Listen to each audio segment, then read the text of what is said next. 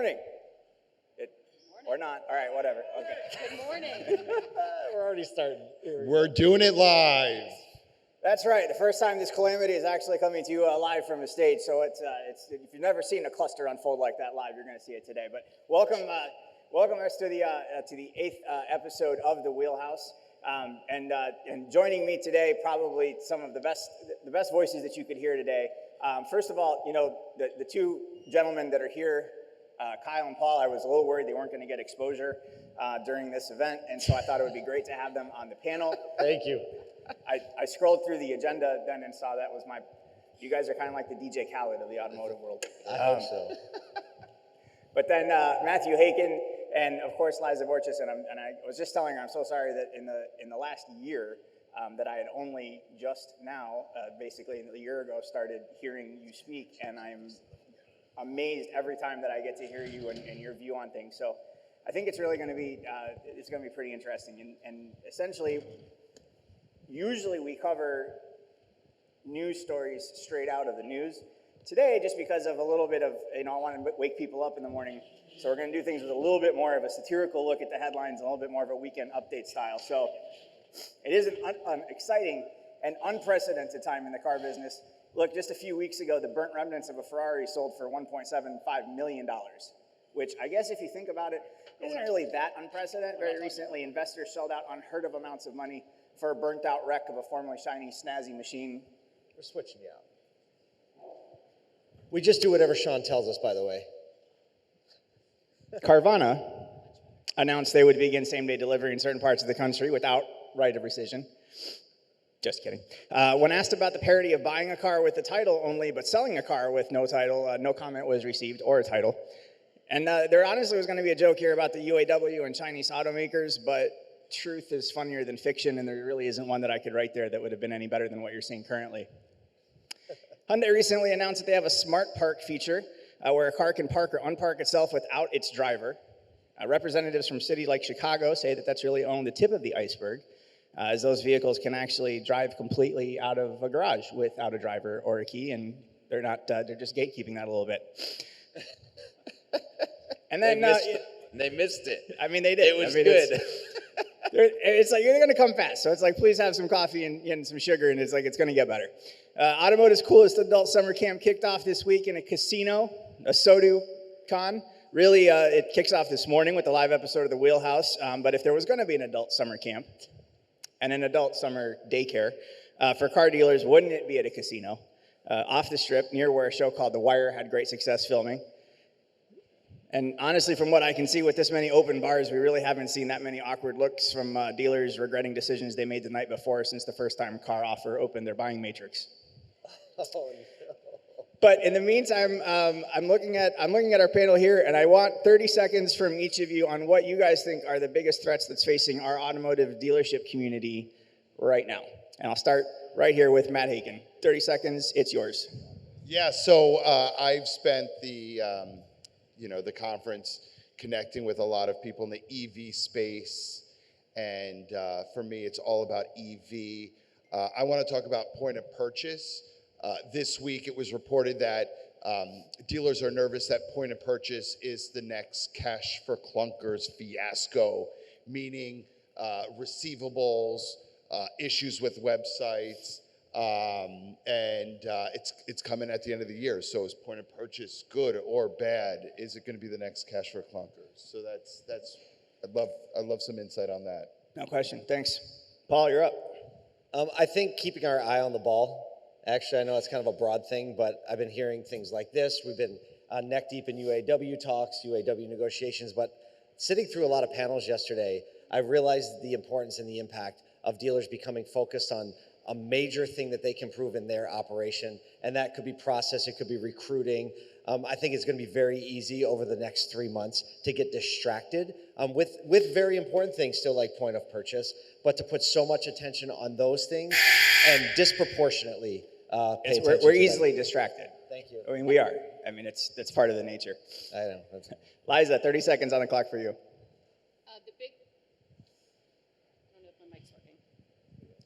I think the big word yesterday through ASOTU CON that kept resonating with me was affordability. We also had a lot of discussion around customer experience and where that's going in our industry. And I think the big topic for me, the big focus is where do those intersect? When we're in an industry that is lacking in affordability, whether it be in EVs, other ICE product that's on our lots, high interest rates, the blowback that comes to the customer experience in our dealerships, we become the bad guys. Yeah, customer experience is something that we run into quite a bit, and how to impact it or not impact it. And affordability is becoming ever more of an elastic type of a term. Kyle. I had a few conversations yesterday, and I think that this is a continuing threat. The dealers may begin to adopt technologies too early in our industry, either before they're fully baked or fully understood. One of those is AI, specifically things like ChatGPT, where dealers right now are unknowingly feeding ChatGPT with a ton of information about their business operations, trying to glean results out of it, and not understanding the full implication of the privacy and data standards that are related to that. Data privacy, yeah, I mean, but in a previous episode, we figured out that car dealers don't seem to care as long as we're getting good answers from it. By the way, do you know how much is ChatGPT worth, or how much do they think they're worth as of this morning? 90 billion? Seeking evaluation for $90 billion. Right? So, also, by the way, in other news, I think yesterday was the 40th anniversary of Fraggle Rock. So, if no? Okay. That's it. That's really the whole thing. It kind of just repeats on itself. All right. Guys, let's hit up some topics. And fraudulent transactions of every kind, every single type of fraudulent transaction you could ever possibly imagine.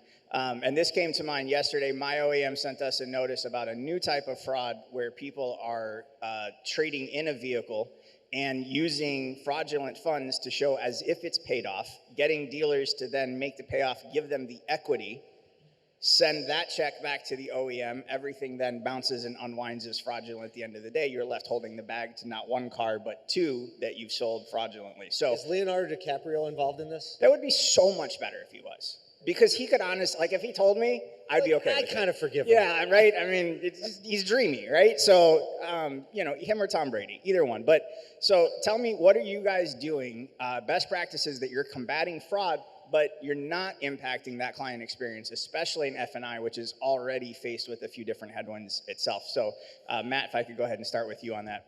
Listen, I'm a dealer outside of New York City and New Jersey, and whoever was at dinner with me last night, I mean, I think this is like... You don't remember? No, I do remember. Oh, okay. Whoever was at dinner with you last night knows that also. This is like, that guy from New Jersey at dinner. The capital of fraud. I think if they're going to keep coming up with new schemes, they're so sophisticated. You have to do the basics, but we talked about, you've got these Reddit groups that could break our OEM websites, and they know our inventory and they know everything better than we do. At the same time, on the other spectrum, you have these people that should work for the banks because it'll protect fraud. So Is it really bad to say that we just have to build some of this into our business? So I think we could tie our hands to a point where we have so many processes in place to try to stop the fraud that people don't want to do business with us. Right. And so yes, we got to, dot all the I's and cross the T's, but we got to, some of it's just going to happen, and we're going to have to build that into our business. No, but I mean, hate to say that. As someone who runs one of the most forefront companies in retail automotive, though, are you going to budget shrink basically like what we've seen from, because it didn't work out so great for... I was going to say, you're seeing that at Walgreens and Target and all these places. They're just building shrinkage in. What we don't want to do is start looking at every customer as if they're the bad guy. And, we love people. We want to assume good intentions, but then have good processes so that we can catch the easy stuff. But there's going to be crazy stuff, as Matt just said, that are constantly coming out that we're not going to have a process in place for. So we got to keep our eyes open. We got to love on people, and we got to build in some shrinkage. But when do you hit the darn it button? When is enough? When is too much too much? We work with our insurance partners on stuff like this. But again, there is always such a sophisticated scheme coming down the pike I can't run around. If you have those type of forgiving insurance partners, I would. Can we talk after No, this? but you No, but they're collaborate. studying it, and they are a great education partner to help us better recognize fraud. They're a great resource for us. Okay, Paul, Kyle, you guys, anything from I don't know. My household is the wrong one. My wife sends me 2 emails a day. Is this a scam? So like renewing Norton. One we got is At actually least she sends it to you. a hand-drawn eBay logo. In color though. Was it better than the original? Was it like that girl on I TikTok think that maybe redraws they people's I was like, logos? maybe they just rebranded. Oh, okay. They did. I think one of, out of time. I'll allow it. Go With ahead. technology. He's allowing it. He's allowing it. Solve it with technology. I mean, this is where our technology partners in the industry have to get really, really good at quick, simple understandings of things like driver's license scanning, check scanning, connecting to fraud services for CBC and all that type of stuff. But they will charge us for every single one of those. Yes, but Build it into our business too. But the thing is, you can admit it's just not that yeah, sexy. but the cost is minimal compared to if we can align the tech into the process. The cost is minimal compared to the fraud. If there were a partner here in attendance, right, and I would fully say, like, I am a Henry, if you've got a better way, a more advanced way, a quicker way of helping me detect possible fraud, I'm in, and I know that a lot of other people would be too, but it's just not that sexy at the end of the day, and I'm just not sure how ugly it's going to have to get for us before it gets sexy enough for somebody else to say, here's a better mousetrap that we've done. It's how high does the shrinkage budget line become? Right, I mean, And, I just don't want to be like... once you start budgeting it in, I just it'll don't want to probably be get like more focus. Walgreens and CVS that are closing stores and leaving cities because of it. So I'm not trying to have the same thing in automotive retail. So that's the only thing, just raising a little flag here. I think a lot of dealers would want to leave the keys in those EVs and let those people from Walgreens taking the razors take their oldest EVs. That is a great segue to our next topic. Is the only thing with less clear retailability than a new battery electric vehicle a used one? Because here's a couple things on that topic. So according to multiple sources, Congresswoman Alexandria Ocasio-Cortez is considering trading in her COVID-era purchase of a Tesla, undaunted by the fact that it was manufactured in the United States of America for a vehicle that was produced by union workers. And now I have something that I can't wait to see, even more than the David versus Kramer debate, and have Brian meet on the steps of the Capitol to appraise that vehicle. Regardless of how that may come out, the Sunday Times from across the pond reports in their latest edition that secondhand EVs there are worth 25% less than comparable model year, same mile vehicles, which means they fare about 25% better in England than they do here, or the colonies, as some of them call us. But and a lot of it really seems that like these EVs are kind of like my Aunt Francine, that they're pretty much full of downers more than they are uppers. But how are you handling, or do you plan on handling, the stream of inbound used BEVs? And I got it, leave the keys in some of them, keep them charged and keep the keys in them. And I know that, like, you know, you're a little bit angry in general, so I can just see you be like, I have to have the battery charged and leave the keys for them? God, what else? Just how I talk. No, I love it, because you're from New York. It's my love language. Because you're from New York, New Jersey. I get it. But how do you, what are the thoughts in on New that? York, they actually call him calm. So reserved. He's so zen. I don't know what you guys are. Chill. Right? But in any event, I mean, what's the conversation like that you're having with clients across the table? What's the plans internally? When I say like legitimately, I believe it has a less clear path to retailing a used one than even a new one does, right? Because I lose the benefit of the government paying for the client to buy it for the most part, unless I can find an EV for under $25,000, which I not been good at doing so far. So I'm losing the leasing capability of it for the most part. I'm losing the government incentivizing people to buy it for the most part. Is there a clear path that you see to retailing BEVs? Used ones, I'm sorry. Yeah, I just think dealers need to leave their baggage at home. I mean, there's certain dealers that have fundamental principles. Oh, we're not going to take that in on trade, or we're going to wholesale every EV that comes in. I mean, I always said I'll take anything on trade. You have a bicycle, motorcycle, watch, you name it, trade it, I'll sell it. I mean, and that's the spirit of dealers. Like, we could sell everything. So I think you just got to put politics and your beliefs aside. And I think at the end of the day, you could retail any piece. All right, a couple quick things. 7 watches on his sleeve that he took in trade. He opens up his jacket, there's like Very 10 New more York. on there. First, I do think that there are quite a few used EVs out there under $25,000. John Foley was sitting up here yesterday with his company Recharge. We were sitting on his website, and his website is all EVs under $25,000. Well, not all, but almost all were under $25,000. And that $4,000 makes them very affordable. We have started seeing more traffic on used in some cases than on new, so I do think that there's a pathway. But two things about it. One, there are companies out there that are looking at that rent-to-own model with used EVs that when you study it really works. Nobody's gotten their arms really to make any sort of volume with it, but we sat and studied the model, and it's pretty interesting to get someone into a very low payment on a rent-to-own EV. I was fascinated by it, so I'm going to study that a little more. Last thing I'll mention, several of our OEMs have clearly told us that they're looking to lease the first EV, force it back into their ecosystem, lease it as a used EV, and potentially lease it a third time.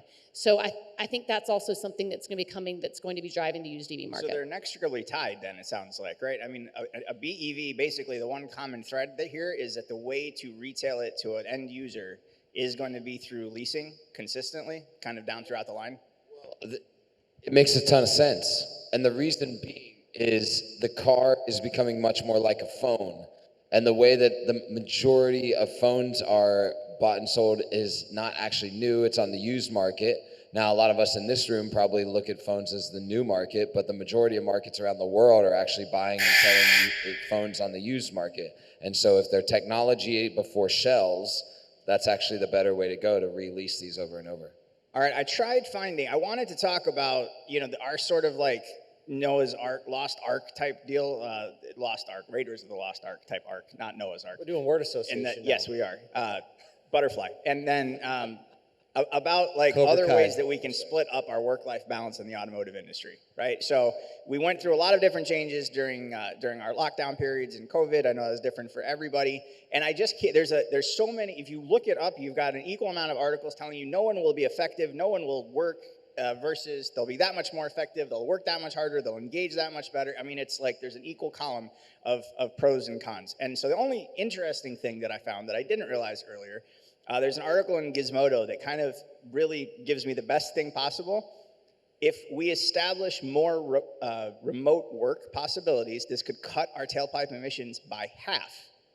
Also not pillage the earth of its rare minerals and cause leasing on down the road with its used on and on and on. Anyway, and so work-life balance has always been something that we're sort of struggling to find. So what are you seeing? What are you implementing? What would you consider implementing?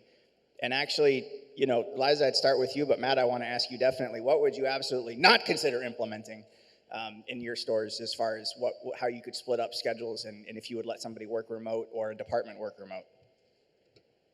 Well, I'm not going to let our technicians work from a bay in their house. Hard so stop. that's my no. That's my hard stop.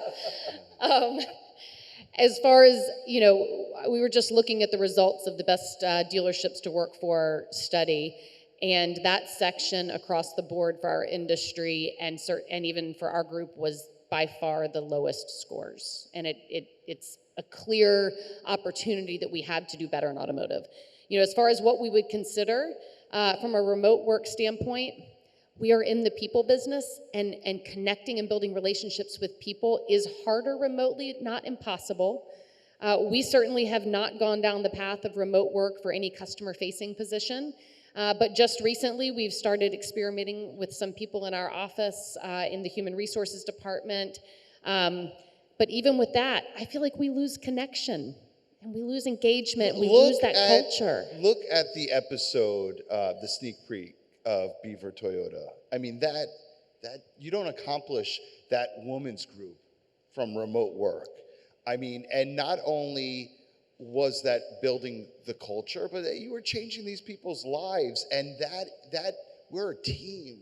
We are competitive. We need to win every month. And I don't think you could do that. You can give them a paycheck to work from home. You can't change their life. That's a great way to put it. We talked in one Did of our she just sessions. make our next shirt? Yes, she did. They're printing it right now. If I was afraid it wouldn't work, you should drop the mic. Yes. And then have somebody else pick it up again. And so we were in one of our sessions, we were talking about how all the excitement, if I can use that word, when COVID hit, we're like, this is our chance to figure out how to get our BDCs remote, right? And then we open up, a workforce that maybe wouldn't be in automotive but would consider it. And what happened as soon as we were able to come back? We realized it's a contact sport. You need the people in, make eye contact, listen, say hi. And Matt, you even talk about the difference in tech employees coming down to your Polestar location in the mall and what skills they have and they don't have, right? And you said they might have knowledge, but they don't know how to connect with The OEMs dream of how can we bring more of these Apple type team members into our organization, and they're great. They know tech inside and out, but relationship building, they need to go to relationship boot camp. You know, they don't know long term. They're one and done. And these are companies, like you said, it's like Apple, Peloton, right? All the like, oh man, if we can get some of this retail, 100%. doesn't translate. So we got to address work-life balance, not from the answer of it being remote. Okay. Or from the answer of time, right? Like, I'm going to go back to the Beaver Toyota. Like, is work-life balance staying for a 10-hour day and then driving, you guys haven't seen this episode, driving an hour to a hospital to spend an hour praying over one of your employees, so you've just spent 12 hours with your team because it's that important to care for that crew? Like, if you create a culture like that, Right. nobody's asking about remote It's enriching. work. Right. And Patrick Abad's probably one of the best examples. I mean, really, the only person to like turn down Buddhist monks because they weren't on his level, honestly, in a very polite way, for just exactly how good he is. The culture that he creates. You're right, but so I think what's just different in automotive retail is we're saying that there's got to be a connection both to your clients, client facing, but then also just internally as part of your teams. And anecdotally, like our teams are remote with ASOTU. Like there are some great things that we have about it. We can get talent from anywhere. And we have incredible talent, incredible people, but we struggle in some things, right? Because we just don't have that one-to-one. And our whole team would say that. It's an amazing team, but at the same time, if there were more moments where we could connect interpersonally, it would be better, for sure. And so, like, dealerships that have the opportunity to do that, lean into your culture so that people want to come there no matter what. Okay. You got even some applause there. I don't know if what you guys did earlier counted as our disclaimer. We're proud to be the only show on ASOTU that requires its own disclaimer. So just to pause to quickly remind everyone that the views and opinions expressed here are held by those speakers only, not representative of the companies that they may employ or employ them, or representative of affiliated companies. There you go. It's also the only show that makes Paul and Kyle kind of clench. Worry a little bit, but it comes out good in the end. You sound like you're on the radio with the really, really fast disclaimers so nobody can hear what you're saying. Yeah. Very automotive again. It's quite literally the fine print, and it changes every time. And I'm hoping that Nathan will give me some music to go along with it next time. Fraggle Rock wouldn't have been unheard of this time. All right, so I don't know if we've seen this, but this is going to be pretty much major. It is the United States versus Amazon. So boy, who didn't get their package delivered on time? A heavily redacted 172-page lawsuit reveals how Amazon allegedly orchestrated a long-running campaign to muscle out competitors from the online retail space by financially squeezing merchants who rely on its platform. Some of the most interesting items on there, with no competitors to threaten it, Amazon has hammered vendors with fees. And Amazon is using a pay-to-play scheme for placing its ads that customers don't necessarily like. Most sellers must now pay for advertising to reach Amazon's massive base of online shoppers, while shoppers consequently face less relevant search results. And Amazon's always been like, Never seen that, ever. It's a completely novel, it's entirely never heard of before. So as I'm saying, like how many packages didn't get sent on time? I don't know. But Amazon's always been sort of like hey, we're not Amazon or we're like Amazon. It's become its own marquee, right? Is there implications if this lawsuit falls on, against Amazon? What implications do you think we can see in our own world of digital retailing, if any, or do you think it's relegated just to that? That's a big question. I should say something. I don't quite know what to say. Yeah, well, so the reality of this is is like the majority of Amazon's revenue is via two places: partner placements in products, right? So they charge those partners fees in order to place their products, and then the other is shipping and logistics. They are one of the world's largest shipping and logistics behind UPS and FedEx, right? And globally, what's the one with the red and the yellow? DHL, right? Thank you. Whoever said DHL, thank you. So those are the two revenue streams. And if you look at that as a business model, we see that business model replicated in multiple retail environments. In auto, that's replicated multiple times in third-party endemics. In travel, you see that with things like Expedia and even the way that Google operates with travel. And so it would have a massive impact on the way that everybody in retail goes to market utilizing third parties. I mean, that's Uber. That's everybody that charges fees to list items that consumers can buy non-direct to consume, direct to. Because I have the customer, right? So Right. you pay me, and maybe I'll give you the customer. Right, exactly.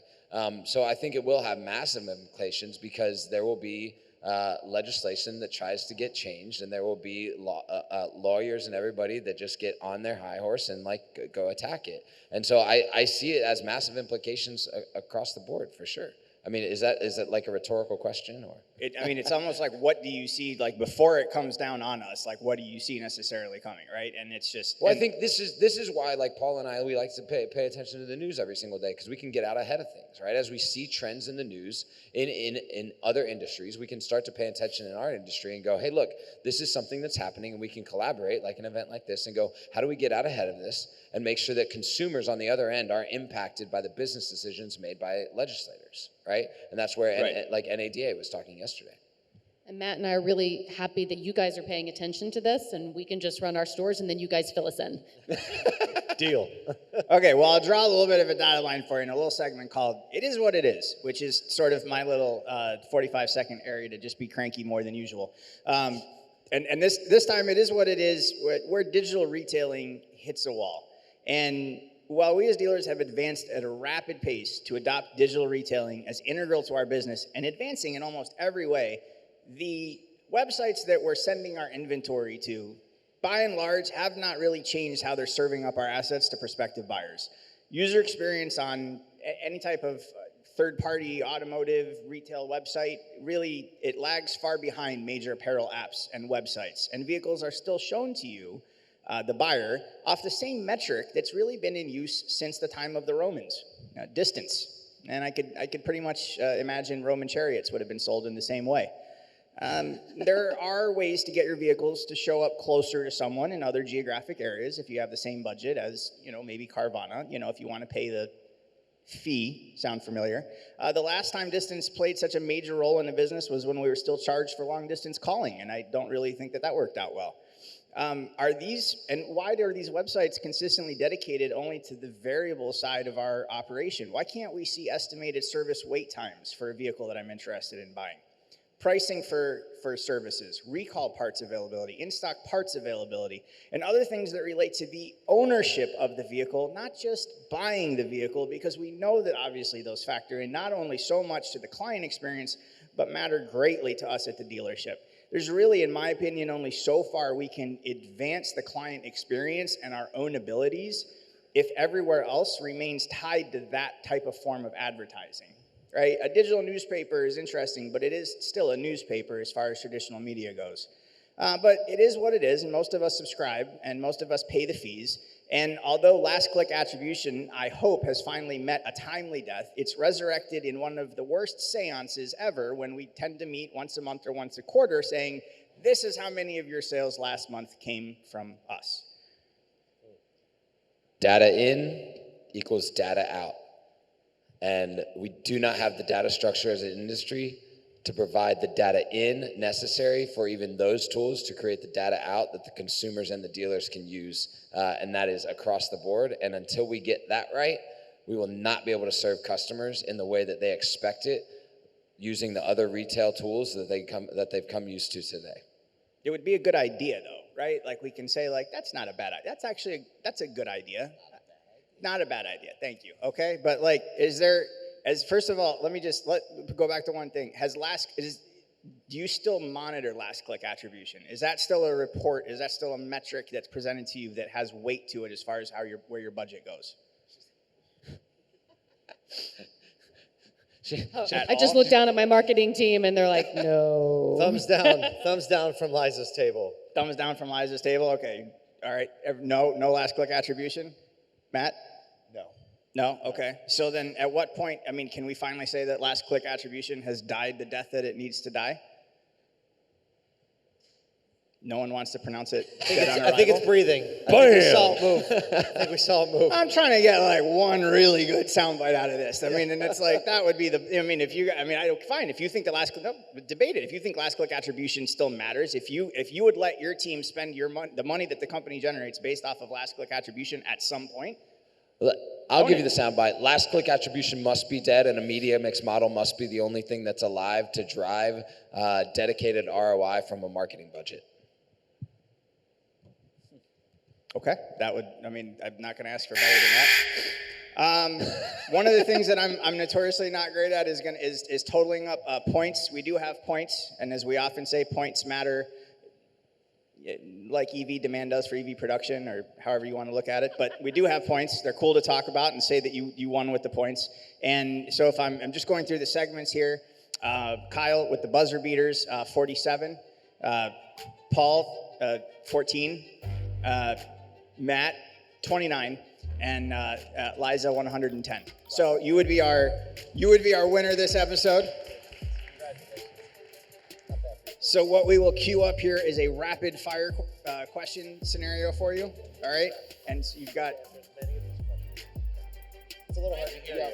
Yeah. That's what you get for winning. That's what you get for winning. Yeah, he doesn't put it on the I loser. was totally set up for this. That's how we get like true raw reactions, and it's. Yeah, first time we're up here. Yeah. Actually, we should switch seats so Liza can hear better. We also brought We did. None of this is knowledge based. This is all opinion. All right. So Even it's just, better. Exactly. So it's just as many questions as I'll read as fast as I can. It's as many questions as first thing that comes to your mind. As many questions as you can answer in 20 seconds. Is it go with that game where I get a pass? You can pass. Yeah. And then Paul would like you to know that the running champion so far has been Paul. How many was that? 7? Okay, grows every time. Well, that's so okay. What settle was on it? a number. What are you? 5? Okay. I think it was 6. We'll split the difference. All right. We have our timer ready to go here. We've got 20 seconds that will load up on the shot clock as this. Do we have a timer? I'm ready. You ready? Okay. Are we ready? Is that ready? I'm just gonna get a buzzer. Okay, so don't even worry about the time. Just flow with it. All right. All right. What's the best session you've been a part of so far at ASOTU CON? My coffee with Patrice Banks, who you'll hear from later. How long will the UAW strike last? 2 months and 11 days. Fill in this blank. Love cars more than you love. Ice cream. That seems deep. What one job in a dealership that you would always want to try but haven't yet? Accounting, accounts payable. What year will the United States be 100% EV sales? Never. Who's your favorite, Paul or Kyle? Oh, pass. We'll go back to a tried and true. Who has the best hair on the wheelhouse? Ooh, Best hair? Yeah, Never seen it. But like you're here though. Like this is the wheelhouse though. Like, great job, guys. Give it up for our episode winner. That will wrap it up for us today. Thank you guys, everyone, for joining us. Thank you so much, Nathan Southwick, for putting everything together as you normally do. Guys, join us every week on the Wheelhouse. Thank you so much, everybody. She's like,